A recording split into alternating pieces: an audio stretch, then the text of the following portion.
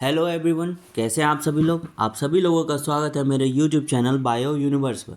आज की इस वीडियो में हम लोग डिस्कस करने वाले हैं क्लास 11 बायोलॉजी की चैप्टर 11 को, जो कि है ट्रांसपोर्ट इन प्लांट्स।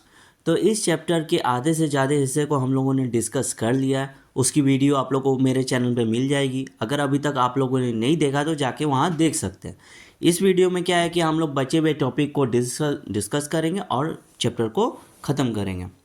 तो देर नहीं करते हुए हम लोग अपने टॉपिक के शुरू करते हैं, ठीक है। जैसा कि आप लोग अपने स्क्रीन पर देख सकते हैं, आज का पहला टॉपिक जो शुरू होता है वो है transpiration and photosynthesis a compromise. तो इसमें क्या है कि ट्रांसपिरेशन और फोटोसिंथेसिस के बारे में पढ़ना, जो मैं थोड़ा थोड़ा ट्रांसपिरेशन तो मैंने बता दिया था। जो वाटर जो एब्जॉर्ब करता है रूट, अब वो जो इवापोरेट होता है लीव्स के थ्रू सनलाइट पड़ने के कारण, तो उसी को कहते हैं ट्रांसपिरेशन। और यही ट्रांसपिरेशन है जो कि वाटर को नीचे से लीफ तक पहुंचाता है ट्रांसपिरेशन पुल के कारण, ठीक है।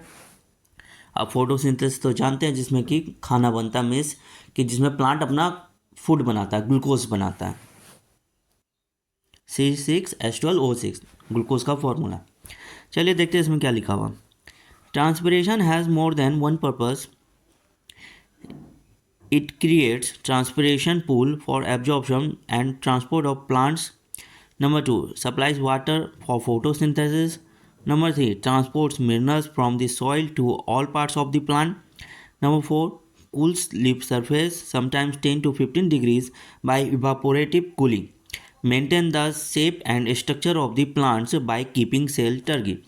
इसमें क्या कह रहा है कि ट्रांसपिरेशन का सिर्फ एक ही रोल नहीं होता। ट्रांसपिरेशन जो प्लांट में होता है बहुत ज़रूरी चीज़ है, उसके बहुत सारे रोल होते हैं।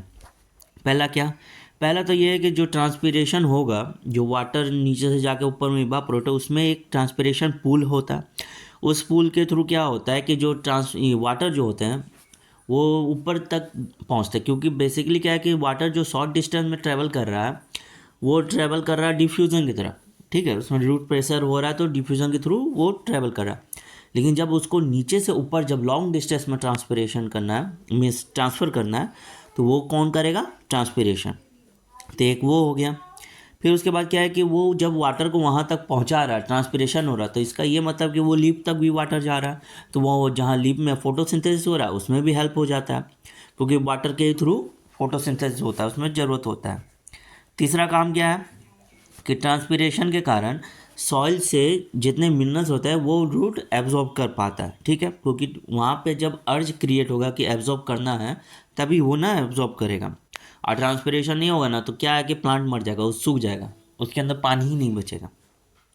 फिर वो क्या करेगा, ट्रांसपिरेशन जो कि वाटर को रन कर रहा है, तो जिसका मतलब है कि अगर पानी रन कर रहा है तो जो सरफेस होते हैं, खासकर लीफ सरफेस, उनको ठंडा रखता है। कम से कम 10 से 15 डिग्री तक उनका टेम्परेचर कम कर देता है। फिर उसके बाद क्या करता है, ट्रांसपिरेशन से प्लांट्स का जो सेल होता है उसका शेप और स्ट्रक्चर मेंटेन रहता है। कैसे, क्योंकि वो ट्रांसपिरेशन में जो सेल जो होते हैं वो अपने अंदर वाटर एब्जॉर्ब करते हैं। वाटर एब्जॉर्ब करेंगे तभी वो आगे सेल को भेजेंगे, ट्रांसफ़र करेंगे। तो उसे क्या है, जो वाटर एब्जॉर्ब करते जो टारगेट होता है उससे शेप और स्ट्रक्चर मेंटेन रहता है, ठीक है। चलिए आगे बढ़ते हैं। An actively photosynthesizing plant has an insatiable need for water. मैंने कह रहा है कोई भी अगर प्लांट है जो एक्टिव फोटोसिंथेसिस हो रहा है, जिसमें उसमें वाटर का बहुत ज़्यादा ज़रूरत होता है। क्योंकि जब आप लोग फोटोसिंथेसिस का फॉर्मूला देखिएगा ना, जो कि हम लोग डिस्कस करने वाले हैं अपने अगले चैप्टर में, तो वाटर बहुत ज़रूरत हो। अगर वाटर नहीं रहा तो फोटोसिंथेसिस होगा ही नहीं। इसीलिए कह रहा है कि वो बहुत ही ज़रूरत होता है उसका। Photosynthesis is limited by available water which can be swiftly depleted by transpiration. इसमें कहने का मतलब है कि फोटोसिंथेसिस जो है वो लिमिट किया जा सकता है। कैसे लिमिट किया जाएगा, वाटर जो उसके लिए अवेलेबल कराया जा रहा है ट्रांसपिरेशन के थ्रू, ठीक है। अगर ट्रांसपिरेशन वाटर अवेलेबल करा रहा है, उसमें ज़्यादा इवापोरेशन हो गया, ज़्यादा गर्मी पड़ गया, ज़्यादा प्लांट सूख गया, तो फोटोसिंथेसिस के लिए कम वाटर बचेगा, तो कम वाटर बचेगा तो फोटोसिंथेसिस भी कम होगा। क्योंकि जैसा कि आप लोग जानते हैं, अगर प्लांट 99% मीन्स 100% अगर वाटर एब्जॉर्ब कर रहा है तो उसका 99% इवापोरेट हो जाता है, वो एटमॉस्फेयर में चल जाता है। सिर्फ लेस देन 1% वाटर जो है वो फोटोसिंथेसिस के लिए यूज़ कर पाता है। सोचिए कितना कम परसेंट में होता है, और उसमें भी वो प्लांट अपना फूड बना के देता है, जो हम लोग वेजिटेबल्स खाते हैं, ठीक है। आगे बढ़ते हैं। The humidity of rain forest is largely due to this vast cycling of water from root to leaf to atmosphere and back to the soil. इसमें कह रहा है कि रेन फॉरेस्ट में ह्यूमिडिटी बहुत ज़्यादा होता है। क्यों होता है? ट्रांसपिरेशन के कारण, क्योंकि रूट एब्जॉर्ब किया वाटर को, वो ट्रांसफ़र किया लीफ तक ट्रांसपेरेटरी पूल के थ्रू, और फिर वहाँ से वो इवापोरेट होकर एटमॉस्फेयर में चला गया, फिर वहाँ से बारिश हुआ, फिर वापस वो सॉइल में हो गया। तो एक साइकिल चल रहा है, और इसी साइकिल के कारण जो रेन फॉरेस्ट है उनमें ह्यूमिडिटी मेंटेन रहता है। ठीक है। The evolution of the C4 photosynthetic system is probably one of the strategies for maximizing the availability of CO2 while minimizing water loss. इसमें कह रहा है कि देखिए दो तरह का प्लांट होता है जो हम लोग फोटोसिंथेसिस चैप्टर में पढ़ेंगे, C3 plant and C4 plant. तो क्या है ना कि C4 प्लांट एक कह सकते हैं एक डेवलप्ड प्लांट होता है। उसमें C4 प्लांट में प्रोडक्शन भी ज़्यादा होता है C3 प्लांट के मुकाबले, और उसमें खासियत क्या होता है कि जैसे कि अगर ज़्यादा टेम्परेचर हो, ज़्यादा अगर गर्मी पड़ रहा है, वाटर का लॉस हो रहा है, तो उससे क्या है कि वो ऐसा एबिलिटी अपने अंदर जनरेट किया है C4 प्लांट कि वाटर का लॉस कम हो जाएगा, और जो CO2 का डिमांड होता है फोटोसिंथेसिस में उसको बढ़ा देता है। इसी वजह से क्या है कि प्रोडक्शन ज़्यादा हो जाता है, क्योंकि CO2 मिलता है और H2O मिलता है, तब जाके ग्लूकोज बनता है। ठीक है, चलिए आगे बढ़ते हैं। C4 plants are twice as efficient as C3 plants in terms of fixing carbon dioxide making sugar. However, a C4 plant loses only half as much water as a C3 plant for the same amount of CO2 fixed. इसमें कह रहा है कि C4 plant, जैसा कि मैंने बताया था कि C4 प्लांट में ज़्यादा एफिशिएंसी होता है C3 प्लांट के मुकाबले अपना फूड बनाने का, जो शुगर बनता है ग्लूकोज। और इसमें क्या है कि C3 प्लांट वाटर भी ज़्यादा लॉस करता है, लेकिन C4 प्लांट कम ही वाटर लॉस करता है, जितना C3 करेगा उसका आधा करेगा। ठीक है, चलिए आगे बढ़ते हैं। आगे बढ़ने से पहले मैं आप लोगों से रिक्वेस्ट करना चाहूँगा, जैसे कि अभी तक आप लोग मेरी वीडियो देख रहे हैं तो अंत तक देखिएगा, तभी आप लोगों को समझ में आएगा कि मैं क्या समझा रहा हूँ। क्योंकि बायोलॉजी जो है ना बहुत ईजी है, हम लोग पढ़ते नहीं है, इसीलिए हम लोग डरते हैं कि अरे बायोलॉजी है इतना हार्ड है। कुछ नहीं है, बायोलॉजी बहुत ईजी है। मैं इतनी ईजी से पढ़ाऊँगा, मेरी जितनी वीडियो आप लोगों को मिलेगी चैनल पर सब सिंपल वे में मैंने बनाया, कोई ज़्यादा डेकोरेटिव नहीं किया, लेकिन सब लाइन बाय लाइन NCERT के ईजी वे में बताया। अगर आप लोग ध्यान से एक एक वीडियो सुनिएगा शुरू से अंत तक तो आप लोगों को समझ में आएगा। तो आप लोगों को बस यही करना है कि मेरे वीडियो के अंत तक बने रहें, और मेरे चैनल पर अगर फर्स्ट टाइम विजिट कर रहे हैं तो मेरे चैनल को अगर अब तक सब्सक्राइब नहीं किया है तो सब्सक्राइब कर दीजिए। सब्सक्राइब करिएगा ना तो उससे बेनिफिट आपको भी है, मुझे भी है। बेनिफिट आपको क्या है कि आपको अब मेरे चैनल पे वीडियो ढूंढने की ज़रूरत नहीं है, आपके सब्सक्रिप्शन में मेरा चैनल रहेगा, आप खोल के तुरंत ढूंढ लीजिएगा, सर्च करने की ज़रूरत नहीं है। और सब्सक्राइब करने से मुझे क्या होगा, मुझे मोटिवेशन मिलेगा कि हाँ मेरे सब्सक्राइबर बढ़ रहे हैं, कि इनको क्या है कि ज़रूरत पड़ेगा और वीडियो बना के देने का। चलिए आगे बढ़ते हैं। अब अगला टॉपिक है हम लोग का uptake and transport of mineral nutrients. Plants obtain their carbon and most of their oxygen from CO2 in the atmosphere. However, their remaining nutritional requirements are obtained from water and minerals in the soil. तो देखिए plant में क्या photosynthesis होता है, तो उसमें क्या कि वो अपना कार्बन डाइऑक्साइड और ऑक्सीजन कहाँ से ये एब्जॉर्ब करेगा। तो जो कार्बन डाइऑक्साइड एटमॉस्फेयर से वो लीफ के थ्रू ले रहा है दिन के टाइम में, रात में तो ऑक्सीजन लेता है, क्योंकि रात में अलग रिएक्शन चलता है, इसीलिए उसमें ऑक्सीजन का रिक्वायरमेंट पड़ता है।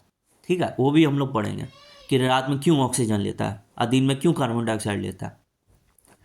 तो क्या है कि कार्बन डाइऑक्साइड जो लेता है उसी से उसका कार्बन डाइऑक्साइड का जो कार्बन का जो रिक्वायरमेंट होता है वो पूरा हो जाता है प्लांट का, और ऑक्सीजन का, प्लस अदर मिनरल्स जो ज़रूरत होते हैं प्लांट ग्रोथ के लिए, बहुत सारे मैग्नीशियम, क्लोरीन, जिंक, ये सब बहुत ज़रूरत होते हैं। ठीक है, तो वो सब कैसे लेगा, सॉइल से और वाटर से। और वाटर में भी H2O होता है, वहाँ भी ऑक्सीजन है, तो वो उससे भी ऑक्सीजन लेता है। क्योंकि बेसिकली जो फोटोलाइसिस ऑफ वाटर एक रिएक्शन है जो हम लोग को फोटोसिंथेसिस में पढ़ना है, उससे ऑक्सीजन निकलता है। तो वो कब होता है, जब वाटर मॉलिक्यूल टूटता है। ठीक है, चलिए हम नेक्स्ट टॉपिक है अपटेक ऑफ मिनरल आयंस। ठीक है, तो मिनरल आयंस के अपटेक के बारे में हम लोग पढ़ेंगे। इसमें क्या होता है, मन जो मिनरल आयन लेते हैं उसको कैसे लेते हैं, एब्जॉर्ब कैसे करते हैं। Unlike water, all minerals can not be passively absorbed by the root. इसमें कह रहा है कि वाटर के जैसा नहीं होता है, जो जैसे वाटर में रूट सारे वाटर को पैसिवली एब्जॉर्ब करता है, उसमें एनर्जी की ज़रूरत नहीं है, सिंपल डिफ्यूजन में हो जाता है। और जब उसको आगे ट्रांसफ़र करना होता है तब एनर्जी की ज़रूरत पड़ती है। लेकिन मिनरल्स में क्या है कि सारे के सारे मिनरल पैसिवली एब्जॉर्ब नहीं होंगे, कुछ मिनरल पैसिव एब्जॉर्ब होंगे जिनमें एनर्जी की रिक्वायरमेंट नहीं होगी, कुछ एक्टिव एब्जॉर्ब होंगे जिनमें एनर्जी की रिक्वायरमेंट होगी। वो क्या है हम लोग देखते हैं। Two factors account for this. Number one, minerals are present in soil as charged particle ions which cannot move across cell membrane. And number two, the concentration of mineral in the soil is usually lower than the concentration of mineral in the root. तो इसमें basically two factor है। पहला क्या है कि minerals जो है वो एज अ चार्ज पार्टिकल है, मीन्स पॉजिटिव नेगेटिव चार्ज में रहता है, तो वो क्या है कि सेल मेम्ब्रेन को पास नहीं कर पाएंगे, इसी वजह से क्या है वहाँ पे पैसिवली नहीं होता है। कुछ मिनरल्स जो होते हैं उनका क्या है कि कंसंट्रेशन जो होता है वो अलग होता है, ठीक है। जो आपका सॉइल में जो कंसंट्रेशन होगा वो कम होगा, ठीक है, as compare to root. Root में भी मिनरल पाया जा रहा जो एब्जॉर्ब होता है, तो रूट वाले का कंसंट्रेशन ज़्यादा होगा, सॉइल का कम होगा, ठीक है। तो यही दो कारण से वो एब्जॉर्ब नहीं होते, इनके लिए दो रास्ता बनाया गया। Therefore, most minerals must enter the root by active absorption in the cytoplasm of epidermal cell. इसलिए कह रहा है कि ज़्यादातर जो मिनरल्स होते हैं वो क्या है कि रूट के जो हेयर से एब्जॉर्ब होते हैं वो होते हैं एक्टिव ट्रांसपोर्ट के थ्रू। और रूट हेयर कहाँ होगा? एपिडर्मल सेल में। जैसे कि हम लोग जानते हैं शुरुआत में एपिडर्मिस होता है, फिर कॉर्टेक्स, फिर एंडोडर्मिस, फिर उसके बाद पेरिसाइकिल होता है, फिर वस्कुलर बंडल होता है, फिर पीथ होता है। चलिए आगे बढ़ते हैं। तो एक्टिव एब्जॉर्प्शन में क्या होगा? एनर्जी का रिक्वायरमेंट होगा। देखिए यहाँ लिखा हुआ है this needs energy in the form of ATP. The active Uptake of ions is partially responsible for the water potential gradient in the roots and therefore for the uptake of water by osmosis. Some ions also move into the epidermal cell passively. इसमें ये कह रहा है कि active absorption होगा, ज़्यादातर mineral कैसे absorb होगा? एक्टिव एब्जॉर्प्शन से। एक्टिव एब्जॉर्प्शन में एनर्जी का रिक्वायरमेंट होगा, और जब एक्टिव एब्जॉर्प्शन हो रहा है, जो आयंस एब्जॉर्ब किए जा रहे हैं एनर्जी के थ्रू, वो वाटर पोटेंशियल भी जनरेट करते हैं। वाटर पोटेंशियल क्या करता है? वाटर पोटेंशियल का काम है कि जो वाटर जो अब ऊपर तक जा रहा है, जो ट्रांसपिरेटरी पूल हो रहा है, तो उसमें हेल्प करता है, जो ऑस्मोसिस के थ्रू होता है, क्योंकि डिफ्यूज़न होता है, ऑस्मोसिस होता है। देखिए ऑस्मोसिस एक तरह का डिफ्यूज़न ही है, कुछ नहीं। डिफ्यूज़न सिंपल होगा जब गैस में बात करेंगे, और जब वही लिक्विड में डिफ्यूज़न होगा जिसमें एक सेलेक्टिवली परमेबल मेम्ब्रेन आएगा, अब वो मेम्ब्रेन होगा सेल मेम्ब्रेन, तो वही हो जाएगा ऑस्मोसिस, ठीक है। चलिए आगे बढ़ते हैं। Ions are absorbed from the soil by both passive and active transfer. Specific proteins in the membranes of root hair cells actively pump ions from the soil into the cytoplasm of the epidermal cell. तो हम लोग ने देखा कि ions जो है, ज़्यादातर ions active में होते हैं लेकिन कुछ पैसिव में भी होते हैं। तो उसमें क्या है कि सेल मेम्ब्रेन जो है हम लोग का लिपोप्रोटीन का बना होता है, लिपिड प्लस प्रोटीन। तो प्रोटीन का काम क्या होता है? जो चार्ज पार्टिकल जो आयन होते हैं उनको पंप करता है सेल के अंदर, वो प्रोटीन का काम होता है, ठीक है। चलिए आगे बढ़ते हैं। आगे लिखा हुआ the root endodermis because of the layer of suberin has the ability to actively transport ion in one direction only. तो क्या है कि एंडोडर्मिस एक लेयर होता है सुब्रेन का, वो उसको कहते हैं हम लोग कैस्पियन स्ट्रिप। तो उसे क्या है कि जो उसमें एक एबिलिटी आ जाता है उसके थ्रू एंडोडर्मिस में, कि जो आयंस जो एक्टिवली ट्रांसपोर्ट हो रहा है उसको एक डायरेक्शन प्रोवाइड करना, कि हाँ तुम्हें सिर्फ इसी डायरेक्शन में जाना है, ठीक है। चलिए आगे बढ़ते हैं। अब अगला टॉपिक है translocation of mineral ions. Absorb तो हो गया मिनरल आयन, अब उसका ट्रांसलोकेशन करना है, ठीक है, मीन दूसरी जगह भेजना। After the ions have reached xylem through active और passive uptake or a combination of the two, their further transport up the stem to all parts of the plant is through the transpiration stream. तो जैसा water में transport होता है ट्रांसपिरेटरी pool के through, mineral भी same वैसे ही होगा। Absorb हुआ एपिडर्मिस से, रूट हेयर से एपिडर्मिस से, वहाँ से वो ट्रांसफर होगा जाइलम तक, जो वस्कुलर बंडल। जाइलम के ट्रैकेट ऑफ वेसल्स का काम होता है वाटर और मिनरल को ट्रांसपोर्ट करना, वहाँ तक गया, फिर वहाँ ट्रांसपिरेटरी पूल जनरेट हुआ, प्रेशर जनरेट हुआ, फिर वहाँ से वो प्लांट के ऊपर पार्ट तक जाएगा, स्टेम तक, एपिकल बर्ड तक, जहाँ भी उसका ज़रूरत होगा वहाँ तक जाएगा, ठीक है। अब बेसिकली कहाँ ज़्यादा जाएगा? तो ज़्यादा वहाँ जाएगा जहाँ ग्रोथ रीजन है, जहाँ प्लांट का ग्रोथ रीजन होता है वहाँ ज़्यादा जाता है। देखिए यहाँ लिखा होता है chief sinks for the mineral elements are the growing regions of the plant. ठीक है, आगे बढ़ते हैं। देखिए कुछ लाइन को मैं स्किप इसलिए कर रहा हूँ क्योंकि उसमें इंपॉर्टेंट कुछ नहीं, जो समझने लायक है मैं वो पढ़ा रहा हूँ, जो इंपॉर्टेंट एग्जाम के परस्पेक्टिव में, और आप लोग को पूरा पैराग्राफ भी समझ में आएगा। Okay, mineral ions are frequently remobilise particularly from older to senescing part. इसमें कहने का मतलब ये है, प्लांट में आप लोगों ने देखा होगा कि जो कुछ पत्ते हैं जब सूख जाते हैं तो वो ट्री से अलग हो जाते हैं, गिर जाते हैं, तो उनमें जितनी भी मिनरल्स, न्यूट्रिशन, वाटर, ये सब जो भी होता है ना, वो सब जो यंगर प्लांट है, जो यंगर लीव्स हो, उसमें ट्रांसफ़र हो जाते हैं। ट्रांसफ़र होने के बाद इनके पास कुछ नहीं रहता, फिर ये उसमें से गिर जाते हैं। पूरे पैराग्राफ में यही लिखा हुआ है। ठीक है, चलिए आगे बढ़ते हैं। An analysis of the xylem exudates shows that though some of the nitrogen travels as inorganic ions, and much of it is carried in the organic form as amino acid and related compound।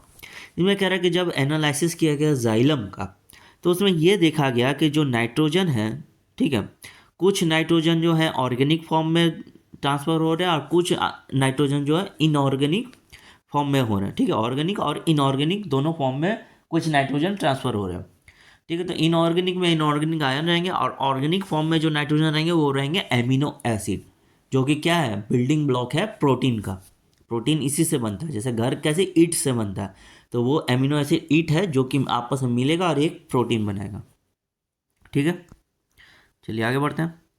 अब आता है phloem transport, flow from source to sink. अब क्या है कि अभी तो हम लोगों ने पढ़ा कि नीचे से ऊपर कैसे जाता है, अब हम लोग को पढ़ना है कि ऊपर में जो फूड बन रहा है लीफ में, वो कैसे नीचे आएगा।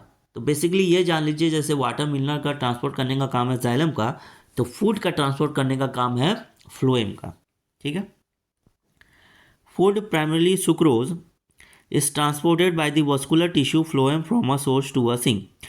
Usually, the source is understood to be that part of the plant which synthesizes the food, that is the leaf, and the sink, the part that needs or store the food। वो तो है।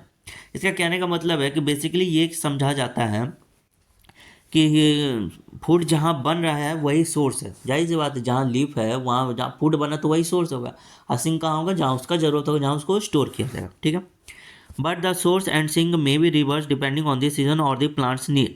Sugar stored in roots may be mobilized to become a source of food in the early spring when the buds of tree are act as sink। इसमें कह रहा है कि basically यही सब होता है, लेकिन रिक्वायरमेंट के हिसाब से चेंज हो सकता है। जैसे मान लीजिए लीफ ने खाना बनाया, स्टोर हो गया रूट में जाके स्टार्च के फॉर्म में, ठीक है, बना ग्लूकोज लेकिन स्टार्च के फॉर्म में स्टोर हो गया।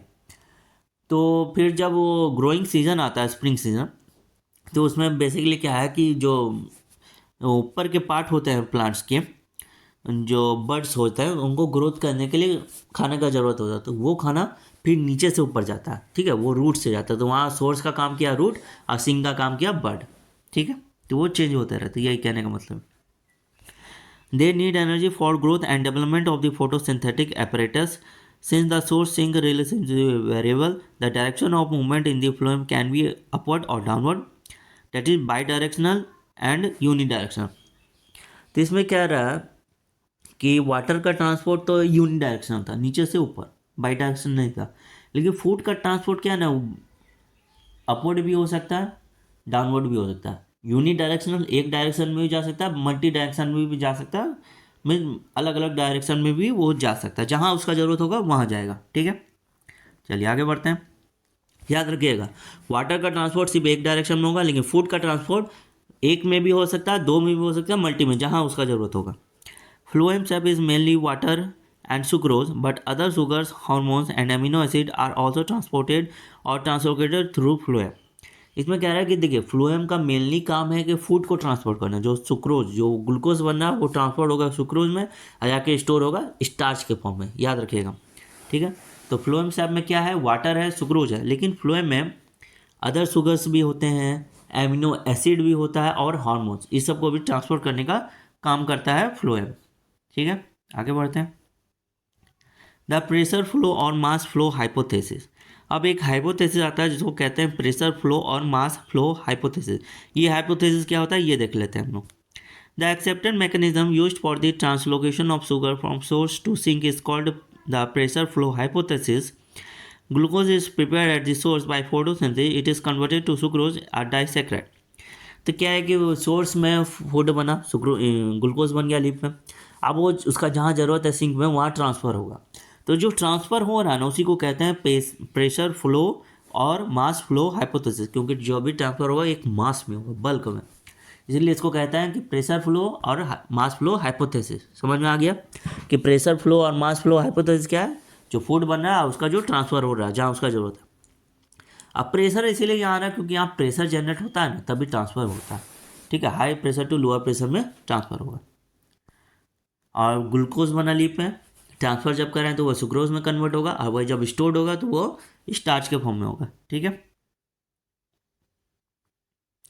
अब इसमें देखिए प्रोसेस लिखा हुआ, the sugar is then moved in the form of sucrose into the companion cells and then into the living phloem sieve tube cells by active transport.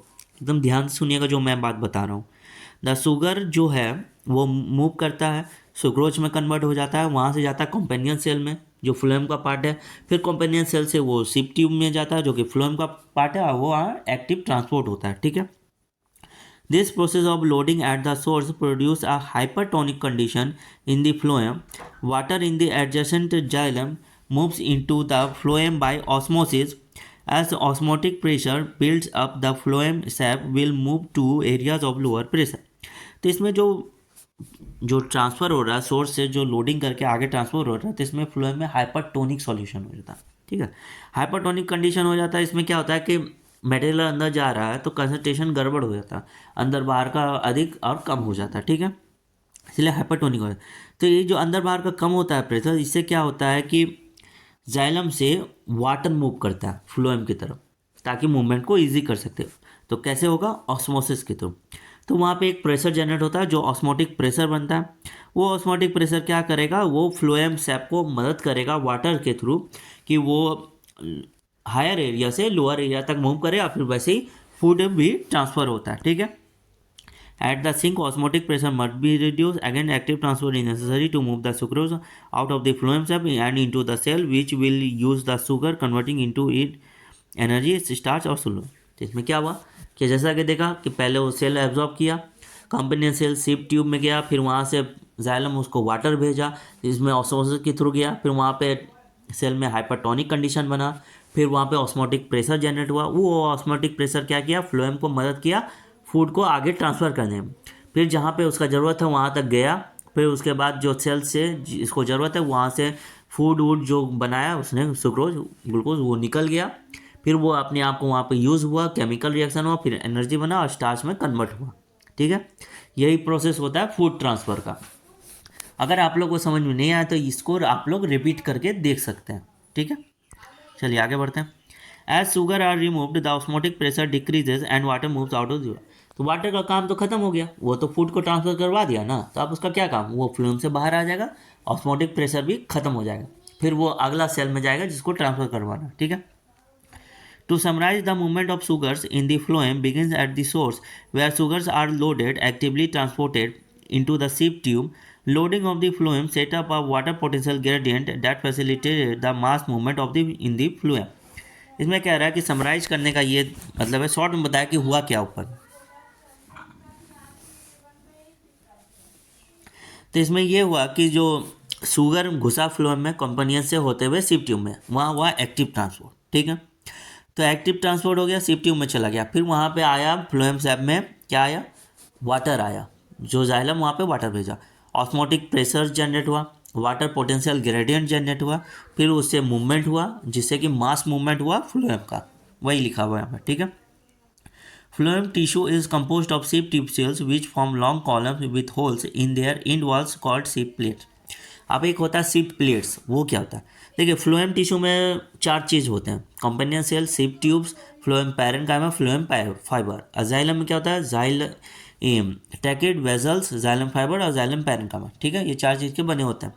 तो फ्लोएम का जो सिप ट्यूब होता है उसमें क्या होता है? एक होल होता है उसके वॉल में, ठीक है। सिप ट्यूब कॉलम शेप का होगा, उसमें एक होल होगा और उसी को होल को बोलेंगे सिप प्लेट, ठीक है। यही ट्रांसपोर्ट करने में हेल्प करता है। चलिए जैसा देख सकते हैं आप लोग, डायग्राम देखिए, ठीक है। यहाँ देखिएगा कैसे ट्रांसपोर्ट हो रहा है मल्टी डायरेक्शन में, जहाँ ज़रूरत हो रहा है वहाँ पे हो रहा है, ठीक है।